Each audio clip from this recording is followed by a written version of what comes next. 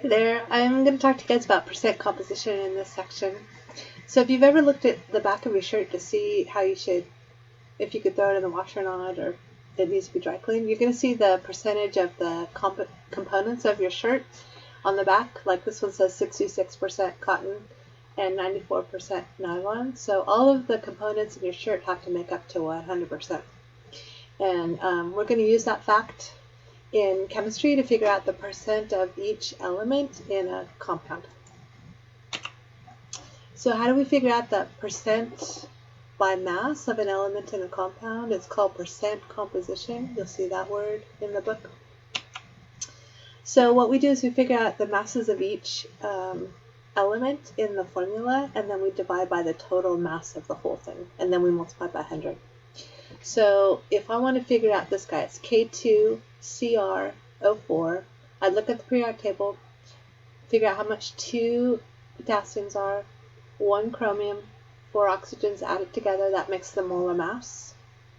And then I'd figure out that total, and then I'd divide the potassium by the total. I'd divide the chromium by the total, get that, and divide the oxygen by the total, and multiply by 100% and get that. It's just like when you take a test or a quiz and you want to see how well you did. As soon as you take the quiz and it's graded and you see, oh, I got 9 out of 12 correct, you're going to take 9 in your calculator and divide by 12 times 100 and figure out the percentage. So that's how we do percent composition, just like you figure out the quiz grade in school. You're going to find the same way of figuring out percent composition for these things. So you've done this a million times in class to figure out how you're doing on a quiz. Same thing for percent composition. It's the same idea. So this guy is going to be different than this one, percentage-wise, because it has 2 chromiums and 7 oxygens. Okay, so it's going to have a different percent composition of potassium, chromium, and oxygen, just because. So not too bad. So what we do is we take the mass of each element, divide by the total mass, the molar mass, and multiply by 100. So this is what you're going to use when you're trying to find percent composition. And we may do a lab with this, or I'm not sure if we do one in class or online, but you'll use this quite a bit in lab. So here's an example. I have a 13.6 gram sample. It only has magnesium and oxygen, and when you do a lab with it, you find out that this much grams of oxygen can be released from that compound when you break it into the pieces of magnesium and oxygen. So let's figure out the percent composition. So I know the total mass is that. I know the mass of oxygen that I got in the lab was that. And then I can figure out how much magnesium is left just by simply subtracting these two. So I do that and get that many grams. I want to know how much percent was magnesium in the total and how much was oxygen. So it's like on a quiz I got 13.6 out of the total. 5.4, sorry, out of the total, which is 13.6. That would tell me my oxygen. So that's what I'm going to do. I'm going to take the 8.2 for magnesium, I figured out, divided by the total, times 100, gives me 60.3%. And then the oxygen was 5.4 grams that got released in the lab, divided by the whole total of the compound is 13.6 times 100, gives me that. 3 sig figs, 3 sig figs, 3 sig figs, 3 sig figs. Okay? So when you're done with these types of problems, no matter how many elements you have in the compound, the numbers that you get have to make 100%, or close to it, like 99.9 or something like that. They may be a little bit off because of sig fig rounding, okay? But you should get very close to 100% if you do the math correctly. So that's a great way on these problems to see if you did it right before you're done on a test or a quiz, to see if you got it correct. You can just figure it out yourself if you did it right. Okay, so you can try this one yourself. Here's another problem. You can pause it, try this yourself. And now we're going to figure out percent compositions from a formula. So we're going to take the mass of an element in 1 mole by the molar mass, which is that total again, times 100, so same idea.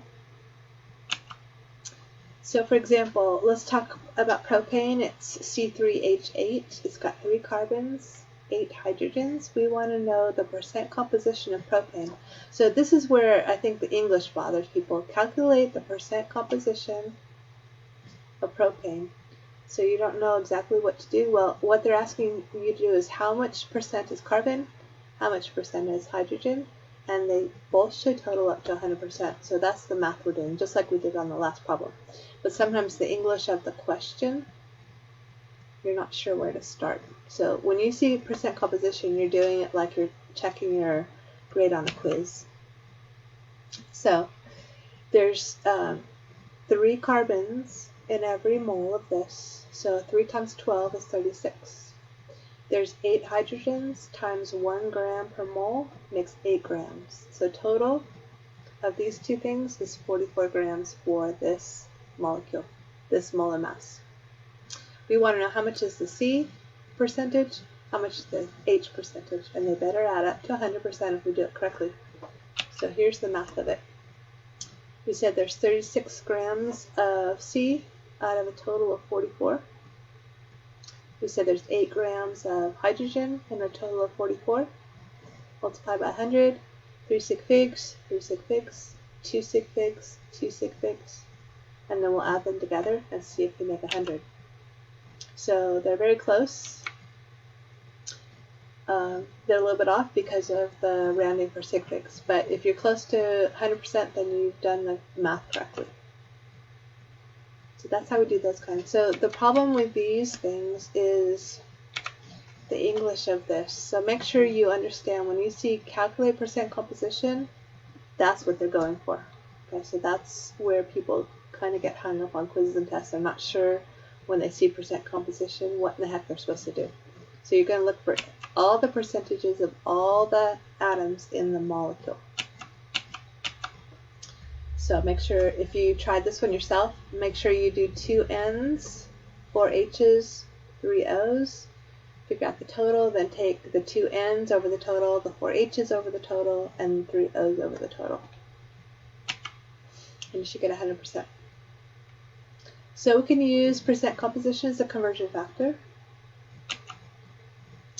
So if we know this fact, that there's 81, we just figured this out, 81% carbon, 18% hydrogen, we can go backwards and say, hey, I have an 82 gram sample of the propane.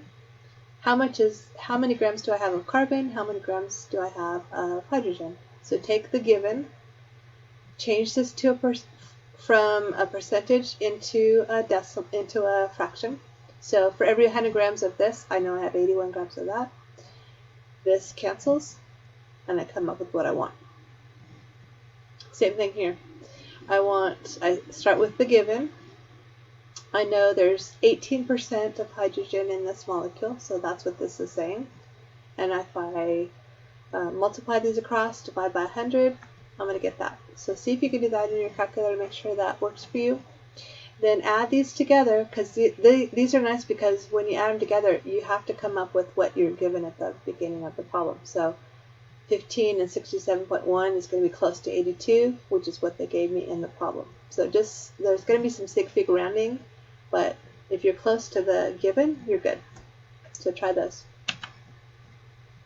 So our next thing is empirical formulas. So let's talk about what those are. The empirical formula is the lowest whole number ratio of atoms in an element, atoms of the element in a compound, and it's not necessarily what it looks like in real life. So because it's the smallest whole number ratio, it's like lowest terms, but it may not be showing what the molecule actually looks like. So if you look at this, ethine, we use it in welding, and then styrene is used in all those packing peanuts. If you go lowest terms on this guy and this guy, it's a 1-to-1 ratio. 1-to-1 ratio. But do these look like that in real life? No. You have 8 of these and 8 of those, 2 of those and 2 of those. So the empirical formula is lowest terms, but it doesn't necessarily show what it looks like in real life. So empirical formula is lowest terms.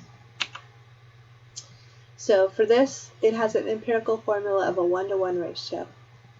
But it's different than what is reality, it's molecular formula. So know the difference between those two things.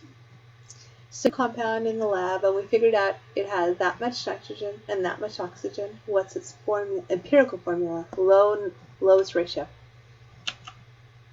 So we know this, we know that. What's this?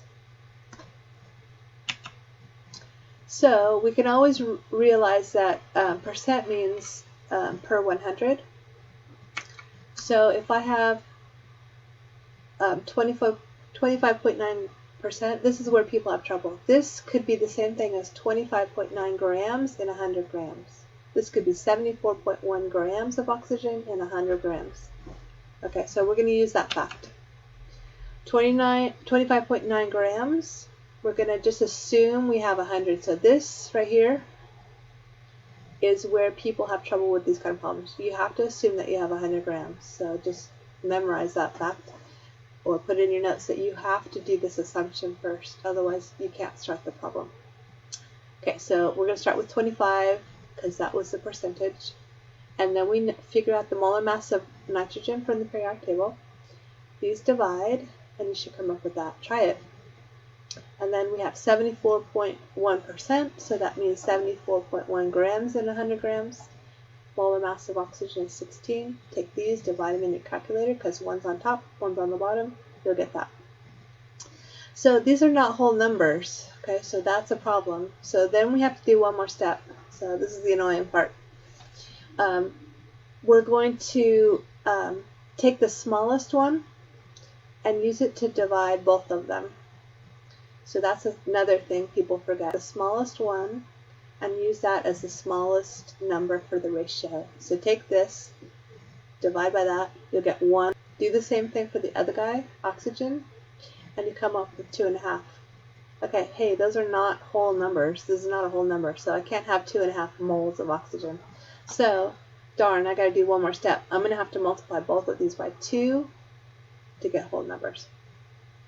Okay, so this is a long, involved process. So please take your time and understand how this works for empirical formulas. It's not super intuitive. Like, you have to follow this example problem is really good because it goes through all the steps you have to do to get a good empirical formula. So our lowest ratio is 2 to 5. So please look through this. It's not easy, and there's some assumptions you have to make. So follow this example. It's really a good example. So here's some other ones to try. And you can look online to find the exact formula when you're done to see if you got this correct. So Google this word and you'll figure out you'll get the formula. So ask for the formula from Google and you'll get it. So how does the real formula compare to the empirical formula? Like, remember the packing peanuts and the welder's gas, the torch gas is not the same molecule in real life. They have the same empirical formula, but they don't have the same molecular formula. So for example, ethanoic acid has this empirical formula, lowest ratio, okay? Methanol actually has that formula, okay? And glucose has that ratio, but it's in real life not that formula, okay?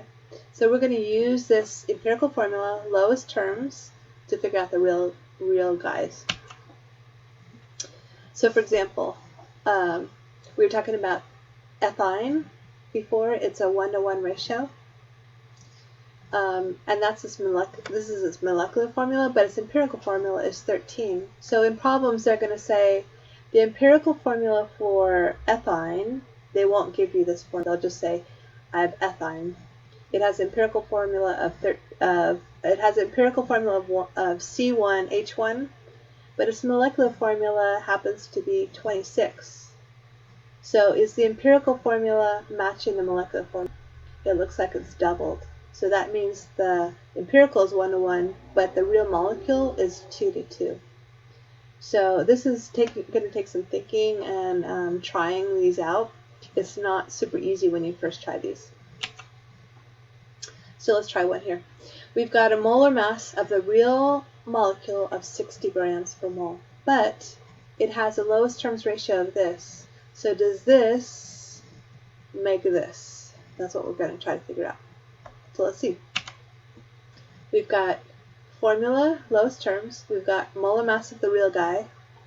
Is that the what is the molecular formula? Knowing these two things. These are the givens. So they said that this has a molecular formula. Sorry, this has the empirical formula. If you up, it's 30. But they said that the molar mass is this. So does 30 equal 60? No way, Jose. So what do you got to do? You got to take this and multiply every number in it by 2. So 2 here, 2 there, 2 there. So C2, H8, and 2 is the real formula that matches the molar mass of 60. Okay, so that's how you do these kind of problems. You have to think a little bit on these. Here's another one to try. Here's the empirical formula. Look online to see what ethylene glycol is and see if you can figure out if this is the same as empirical formula. Here we go. Let's try these. You'll probably need a calculator, pencil, paper. So pause me and see if you can figure out the percent by mass in carbon in this weird smelling molecule. It's in rotting meat. You probably smelled it in your fridge when the hamburger goes bad. That's what you're smelling, this weird molecule that smells like death. So see if you can figure out carbon out of the total. So 5 carbons out of the total. Pause me, do the math, see if you can find out the answer before I put it up here. So pause, try it, and here is the answer. Okay, so see if you can get that right, correct answer. Alright, next one. Which is not an empirical formula?